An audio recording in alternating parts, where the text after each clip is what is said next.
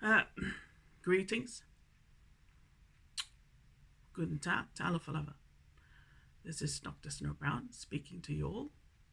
A very blessed evening to my Snow King Club congregation, SCC1, SCC2, and my Knights and Chiefs of the 150 Days War program, and everyone that are doing their 608 program going on at the moment on Crystal Kingdom Church TV or on CKC TV Facebook that is operating in the private monarch mode. This evening, I would like to preach to you all or share with you my views regarding the offense of running the red light. So, in other words, I'm going to preach to you all this evening about driving schools in general. Driving, that's correct. Whether it be defensive driving or any type of driving. But in this case, I think what's really raised my conscience, really got me concerned, and even got me thinking about it, was watching the video about the case of the lady who ran the red light 5 times. That's correct. And this was the case before His Honourable Chief Judge Frank Caprio in Rhode Island, Providence, in the state of Providence in Rhode Island. Now, you might be all thinking, why is it so important? Well, it isn't happening in New Zealand. It isn't a case about New Zealand. Well, it's not the only time I've heard that same issue. That my own dear mother is guilty also here in New Zealand. I have witnessed personally up and close. Running the red light. That's correct. And it seems like in this particular state, the Providence state, in Rhode Island, in America, running the red light offense, which is a traffic offense, is very common. But in this case, it appears to be mainly women that have been appearing before His Right Honourable Old Judge Frank Caprio. But in this case, I think what it really got me concerned was that it appears that it's ridiculous. But also it's dangerous. It's really dangerous. To see that women are actually running the red light, and they know better. And also, they're young, and you don't ever want to make a silly mistake like that with your driving skills. I guess what I'm saying is, people, we ought not to take our driving skills, our gifts and talents, driving talents and gifts, for granted. That's correct. I mean, now, to be honest with you all, I don't own a car and I don't drive. I use public transport now. That's correct. And it's been that way for the last, last 5 years. So I use public transport all the time now. And I feel safer walking on my feet everywhere. I feel much safer. I'm also, it also helps my brain. It keeps me sane, but it keeps my awareness is also, I'm a very active, walker. There's people that in Wellington, they call them walkwise. Well, that's exactly what I do when I walk on my feet. I walk with wisdom. I walk with wisdom. That's correct. I mean, I've got my Holy Ghost family with me and my 2 angels that are always walking with me everywhere I walk. But when I walk, I'm not walking blindly with a blindfold over my eyes. I walk with not only with my goggles on. These are invisible goggles, I call them. But I also walk with my brain. That's correct. So I've got extra brains at the back of my head, on the side of my head, and even in front of me.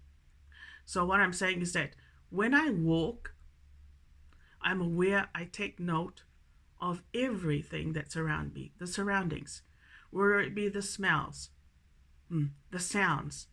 For hazards, I am constantly screening and monitoring for hazards that might be around me as I'm walking outside. That's correct. And even when I'm sitting on the bus, and even when I'm riding on the bus, I'm constantly screening and monitoring for hazards that might be next to me, that might be standing next to me, that might be just across from me, or that it might be inside the supermarkets or everywhere.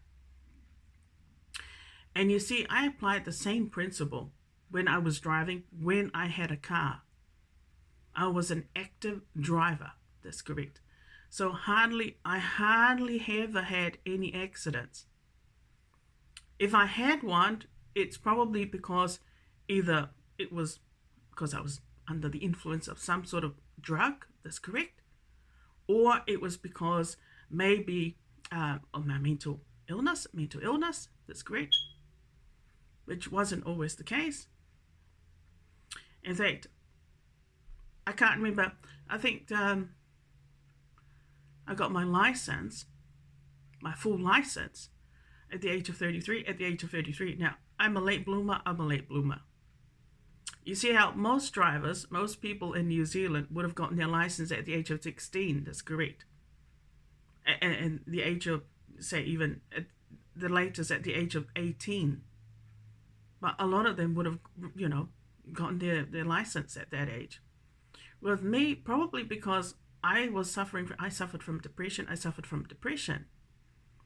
Around about the age of, so it was 1996, what about at the age of 24? That's correct.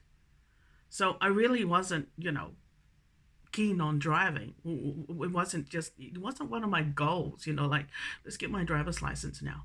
I'm a late bloomer. And I always prefer to walk on my feet, like my Lord. That's correct. I always prefer to take my time, but look at surroundings. To look at the surroundings. And walk on my feet. So now, I'm going to raise this issue about the red light. Because in all my driving years, from the age of 33 until about 5 years ago when I still had a car, I could never ever drive, run a red light. I could never run a red light. And for some odd reason, maybe it's because I'm German, maybe it's because of my German mindset, my German Scottish mindset, and maybe because I was conditioned by my Lord through the Holy Spirit, being a Christian, to do things the right way, meaning it was already programmed in my brain that you just ought not to, you just can't run a red light. And so my driving has always been that way. Now, if I said red light, I would stop. But of course, there are moments in our driving where it's too late to stop. And so you must just continue on, press on through the red light. The problem with that is that it's really dangerous because the traffic lights, depends which country you're in. The moment that red light switches to red on your side of the road, on the other side of the road, it changes to green. So the video that I was just watching, that you probably would all notice my preaching or my comments I made about this, because like, oh my God, does this thing happen to New Zealand? Does that even happen in New Zealand? Where somebody would be allowed, let alone a woman, would be allowed at the age of 22 to run a red light 5 times and get off, and have, your so-called fine reduced from $935 down to $200 by a judge. Is that even possible? Does that even happen in New Zealand? No, it doesn't. Here in New Zealand, I don't know. They probably would raise the fine up to $150 if you ran a red light. I don't know what would happen if you ran it 5 times. my God, I hope you don't end up in jail, but I hope to God that's right. They don't throw away the keys. In what? Revoke your license? Undo your license? Is correct. Take away your license. Chuck it away with the car keys and lock you away for good. That's correct. Or let's just say lock you for 3 months in jailbird. But then when you come out, it's going to be harder for you. Not only to get a car, that's great, but to own one to drive. As you're no longer fit to drive anymore. I think that is probably one of the golden rules of driving. It's just common sense. If you run a red light, right, this is how I choose to see it. This is how dangerous it is. If you do that too often, if you go past 3 times of running the red light, and 5 times now running the red light, right, seriously, I'm going to tell you right now, you should not be driving at all. You not only you pose a threat to yourself and the people that are passengers that are under your care, under your driving, but you also pose a threat and a danger, red flag, red zone to other, other drivers, and pedestrians that are on the road. Because you see, in your mind, that's great. You've programmed your mind that it's okay to run a red light. You see how dangerous that is. Now everybody else is who are actually smart drivers and are experienced drivers know that it's not right. You should stop when you see the light changing to red. Except you've programmed in your mind, that's correct. So that means the process is how we process information, how we take in information through our eyes, and also compute it with the brain. That's correct. You've now reprogrammed your mind, and your mind only recognizes, hey, go, go, go, go, go, go. So instead of, you're supposed to stop with a red light, it's now green. So when you see the red light, your mind automatically switches to green. Now, do you know how dangerous that is? That's really dangerous. That's correct. So now that's really hard to undo because you've actually wrecked your brain cell. You've wrecked your brain process, how you process the information. Because now in your mind, when you see the red light, you see green, you say green, go. That's correct. So that is why that woman, she's age 22 years old. Now, can you imagine if she keeps breaking that? Because now it's a habit. You can't break the habit. Except it is now so dangerous that at the age of 22, this is how I choose to interpret. Somebody as young as that is deliberately driving that way. You're not only saying that your mind has deteriorated, your thinking, your processing of information is now deteriorating. And I wouldn't be surprised if you've got a mental illness, that's correct, which might be depression, might be bipolar disorder. It might be another form of mental disorder because your mind you're sick. And it might be, it's nothing to do with your mental disorder. Your brain, your thinking is okay. There's nothing wrong with you. You don't have a mental illness. You haven't been diagnosed with one. But you see, your processing of information has deteriorated, but maybe your standards have also deteriorated and your driving skills has also deteriorated. Now, you see how this woman, that's great, she's 22 years old. She's got a child. She's now looking after a sibling who's 16-year-old. That's right. Now, if she doesn't stop that running the red light, how can she make right decisions? The moment somebody, the moment you start running the red light, that's when your thinking starts to deteriorate. That's when your thinking goes downhill. That's correct. Meaning you're not going to do things the right way. So that means in a couple of years from the time that you are engaging in this kind of, this bad habit, you're either going to get an early onset of dementia or an early onset of Alzheimer, or another type of mental disorder, or another type of mental illness, psychiatric type of illness that's even worse. But not only that, this is probably going to be the start of where you're going to think, hey, it's okay for you to break the law. It's okay for you to break the law and get away with it. Hey, you're going to start lying yourself. You're going to start lying to yourself. That if you can run a red light, then I can steal, then I can commit any crime. Because remember, these kind of like, it's the minor traffic offense, but it destroys, it does something to your thinking. It does something to your thinking. So don't think that it's just a minor offense. No, it has a bad effect. It has a bad effect, a detrimental effect to your thinking. Your thinking is going to start deteriorating. And go downhill really fast. That's correct. Because now every time you see the red light, you see green. That's correct. Now, if you do that because you're too lazy, to put the brakes, on, I'm sorry, you shouldn't be driving. You should throw away the key. The only key they should be giving you is the key that you get to the front door of your house or your home or your work office. That's right. But as for the key for you to be behind a wheel, no, you ought to be a passenger.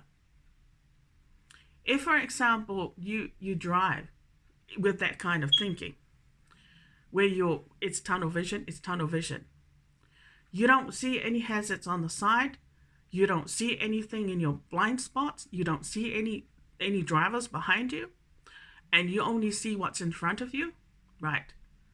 That is tunnel vision. But now you're driving with a blindfold over your eyes, because you can only see what's in front of you. Now they call that peripheral vision. You don't have any peripheral vision. It's like you're completely, totally ignorant. You have no awareness of any hazards.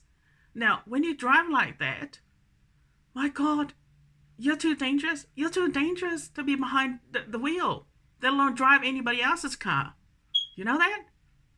You're not only going to bring people, you're the only outcome that's going to happen if you continue on driving like that. You're not only going to be a real hazard, a danger, cause accidents, but you're probably also going to, put people in coffins. Man, you got the angel of death upon you when you drive like that. That's correct. So I hope I bring some sort of,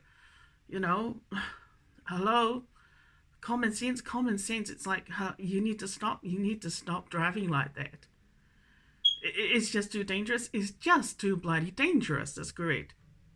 I mean, I thought New Zealanders are bad drivers, but Providence, the States, are thinking, oh my gosh, if that's how they think, that it's okay to run a red light, well, then it's okay to run down anybody, let alone crash into somebody's car, let alone, forget about the pedestrian that's just standing there. It's just walking on the pedestrian crossing. I don't see the pedestrian. I don't see the person walking on the road. That's correct. Never mind about them. All I care about is my car and my so-called where I'm going. But forget about the hazards. My God, people, you can't drive like that. That's correct. As an experienced driver, and even as a non-driver now, you gotta be an active driver. You have got to be an active driver, but you've got to be aware. But you've got to have some sort of common sense, but responsibility as well. That hey, I'm not just driving for the sake of for myself. I'm also driving. I've got people under my care. That's correct. That are inside the vehicle, and then I've got people outside that I also should really be thinking about. That hello, they're also, their welfare is just as important as your welfare. That's great. But the people that are actually inside the car that you're driving, now their lives are really important. as much as your life. That's correct. So I'm pleading to all you drivers out there. Take some defensive driving. Take defensive driving courses. Do some refresher courses to to check if you're still keeping within the road codes or the rules of the roads. And here's another thing that I've learned, that I've noticed, which is a common mistake. And that is cars that are reversing out of driveways. The other driver that's coming along the road, right, they're expecting them to give way to them because they have right of way. They're driving on the road. Here's how I see it as a natural road pastor, as an experienced driver. If I'm reversing out of the driveway, I expect the other driver to pay me courtesy, to look out for my back, just as much as I look out for their safety and their back. Meaning, if a car is coming the other direction and I'm reversing out of the driveway, it's common courtesy. I'm going to expect the other driver to be responsive, to be responsible, and to say, hey, you know what? I'm going to slow down. I'm going to give way. I'm going to give way to that person that's reversing out of the driveway, because it looks like if I don't do that, I'm going to either crash into them, or we're going to cause an accident. So, hey, it's no harm if I slow down and I stop and I say, right, I'll let you come out of the driveway so you can move on. That's correct. So I know that the rules doesn't allow that. It's usually the person that comes from behind. So the car that is reversing out of the driveway needs to stop, has to stop. And you have to allow, let the other cars that are on the road pass you by. That's correct. Safely. Go past you safely, but you need to stop and check. Then a lot of the times we do check, but the problem is the other car is coming really fast. It's coming really fast. Or that we don't see that there are other pedestrians as well around your car that's reversing out. So you don't see those blind spots and you don't see the hazards. So what you expect is that the other driver is going to honk their horn, or toot their horn to tell you, hey, stop.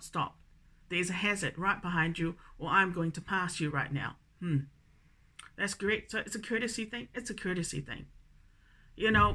Drivers, I've got to be able, the driver that I can't see, they got to be able to see me as a hazard, or they got to be able to communicate to me if there's a hazard, and vice versa. So drivers on the road, you need to indicate. That's correct. Whether it be honk the horn if I'm going to go past you, or if there's a hazard behind you and you need to stop. That's correct. Because often you've got people trying to cross the road. You're the jaywalkers. And of course they get slammed. They get crushed. And all because of what? You've got to be aware, people. You've got to be aware of the hazards. And there are stop signs on the road. One time, I think I rolled my car. That's correct. And it was amazing how the police officer, and it was a drizzly day. It's a day where it was a lot of drizzles. That's correct. And of course, I saw the stop sign, but I completely ignored. I was probably ignorant. I just let the car roll instead of stopping, instead of coming to a halt. That's correct. I let the car roll. That's correct. And there was a stop sign right there. So I was and I just kept on driving. And of course, I got stopped, pulled over by the officer. And he said, do you realize you just ran through a stop sign? Did you see that you didn't stop completely? You didn't come to a stop. I said, oh, I'm sorry, officer, I didn't know, because I thought I stopped. And he said, no, you rolled, you didn't stop at all. But, I'll let you off with the warning, because I would have been fined. I would have had to pay $150. That was the fine I was going to pay. That's correct, for not stopping at a stop sign. That's correct. Around the corner of Fraser Street and McParland Street. That's correct. Where I was turning left. And I'm thinking, where were you, Mr. Copper? That's correct. that he actually noticed and it was kind of like a gloomy sort of drizzly day, but he actually saw that I did not stop. I mean, who has a pair of eyes like that? And stalking you, let alone that's correct. So I guess I hope you enjoy. I hope you enjoy this lessons about driving. I can tell you my driving is impeccable. My driving skills is impeccable. That's correct. Whenever I reverse out of a driveway, I always check the hazard, but I always look in my rear mirror, my blind spots. That's correct, and I check on both sides before I completely make the turn onto the road and then move forward. That's correct. So my driving skills are really good. Excellent. I haven't had any accidents. Well, how could I? When I'm walking on my feet now, which I enjoy the most. But I tell you what, I do miss driving. I do miss the feeling of, being behind a wheel, of course, and being in charge, and driving, of course. But when you've got people in New Zealand that are such bad drivers, that's great. I don't even want to drive. I do not want to drive. That's correct. Although, hey, if somebody gave me a car, I would be happy. I'd drive. Like a real knight in chief, like a snow shepherd. A knight in chief, I'll tell you right now. If you want to be a knight in the chief, if you want to say yourself you're a snow sheep or a snow shepherd, let's say, if you want to be a snow sheep, a knight in the chief, like on my part of my congregation, then here's what I want you to do. Be an active driver. That's correct. And use the honk your horn. That's correct. If there are any hazards, or if you need to go past somebody, or if you need to tell another driver to stop. That's correct. And the other thing is, I don't ever want you to run a red light. I don't ever want you to run a red light. Never. You should be able to drive in such a way that you'll be able to stop in time. You know that once that light changes orange, then you know it's going to be red. That's correct. So you should be ready to be able, you should drive in such a way that you'll be able to stop completely, come to a complete halt. Now, not to a state where you throw everybody. That's right. Where everybody just gets thrown forward like that because you weren't able to stop, properly. So that's not a good driver. That's not a good driver. You should be able to drive smoothly. That's great. And make the turns. You should be able to do the parallel parking. No problems. That's great. You should be able, there should be no accidents whatsoever. You should be able to react to a hazard or a situation where you're able to, put on the brakes. That's correct. And also turn the car in such a way that to avoid the accidents or any car crashes. This is the other thing that's so dangerous. When you live among people that are toxic, that's right. Often you will be a target. Often you'll be a target on the road. Did you know that? Right. That's why you need to file your restraining orders. To get rid of people that apply arbitrary dictatorships. You want to get rid of people like that. That's correct, because generally they are likely to cause accidents. And generally when they drive, you'll generally be a cargo. You'll either be a cargo or human traffic. That's correct. Or in this case, a car traffic, where you could end up in hospital. That's correct. So that's why it is not safe to be among people like that. You see them, avoid them. Please run away. Please walk the other way. That's correct. Do not go past people that are in criminal organizations, because they are about chaos. They are about arbitrary dictatorships. That's correct. Here in my situation that I've learned, because of the order of supervision. Now, that order was a long time ago. That's correct. Wrongly diagnosed with a mental disorder that I didn't even have. But I'll tell you what it really means to me now, living at this address. It was really in order to convert me to a slave. It was really in order to convert me to slavery and bondage. That's correct. By Mr. Willow. And of course it was a cover-up for a criminal, for a harmful protocol, for the so-called violation and the torture that was committed by a police officer. that I'm guessing has been doing a lot of dictating. It's been doing a lot of dictating in the background, buddy. You need to drop that. You need to drop that. You ain't my husband. That's correct. And you will never be part of my family if you are an overdue offender. But if you're an MMB associate, KKK associate, I'll tell you right now, buddy, you don't dictate to this noble. So you better stop your dictatings. That's correct. That includes that lawyer, and that includes that lawyer. You both are part of the MMB organization. Did you know that? That's great. I thought so. You know what? Men like you guys deserve the death penalty and jailbird, into rotten jailbird, for what you do to women like this noble here, setting her up, that's correct, so that I could be converted to a slave, so that you could use me as a slave and dictate to me by your arbitrary dictatorships, which are disgusting. That's correct. You despicable cunning shits. Call yourself men. How can you call yourself officials? That's correct. I hope you rot in hell, but I'll see you in court. That's correct. So if I were you, drop your dictatings. I don't care if you're a police officer. Just because you violated this noble, that's correct, to apply harmful MMB, whatever protocol bullshit, they don't make me your wife. They don't make me your property nor your chattel, buddy. Dream on, dream on. You could never be the head of my family, let alone have the nerve to dictate to my privileges nor any privileges of my family. I don't care if you're KKK. You better stop what you're doing, because it's wrong and it's criminal and nobody gives a fuck about you and your so-called bullshit that I've got nothing to do with. I never had anything to do with. That's correct. And that goes for that lawyer. You despicable asshole. How could you use, that's right, well, to cover up your so-called criminal offenses and also to continue on with the tortures and harms towards this noble, eh? You despicable swines. Son of a bitches. You drop your dictatings. You drop your arbitrary dictatorships. You don't own this property. You never did. In your dictatorships, eh? The despicable swines, that's correct. You know, oh my God, I can't stand men like that who call themselves men. They're not men at all.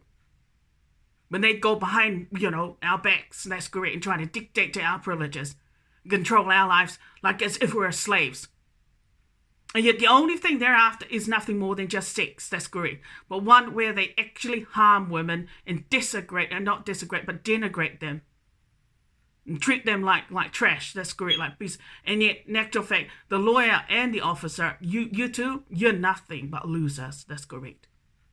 You're nothing but losers. Trying to use somebody like me to think that you can what? Give yourself some respect? Raise your statuses from commoners to nothing more than just offenders and losers? My God, don't you dare use me.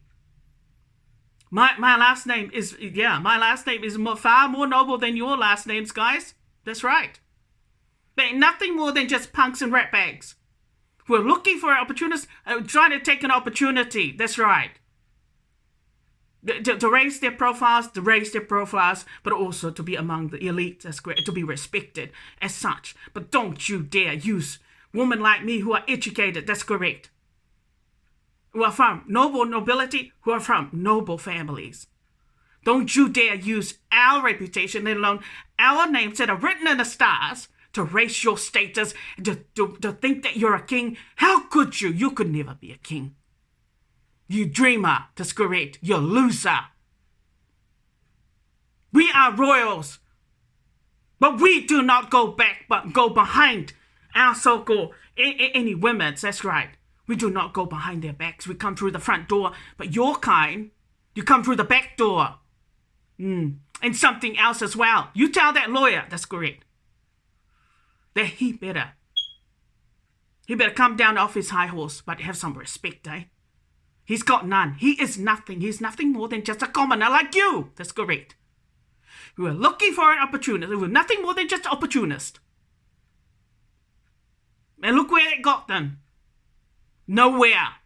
Nobody will accept your authority. You don't rule above me. You ain't my husband's. Oh my God.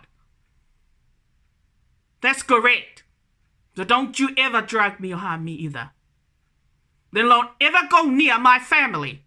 You hear me? You punks. Right. As for the rest of you, you take care now. And remember, as your snow shepherd, I can govern you. I can govern you. I can tell you if you're a snow sheep or a sniff shepherd. You're under my rulership. That's correct. Now, all these things are advices and things like that. You don't have to you don't have to take it seriously. But if you want to be a knight and a chief, then you must stop. Do not run the red light. Do not run the red light. I don't expect you to ever tally up on your criminal record. It's got to be clean. It's got to be clean. And I've got to set a good example as well for the rest of you. So I'll do my bit and you do your part. Right. God bless you all and keep you all safe. Amen. In the name of the Father, the Son, and of the Holy Spirit.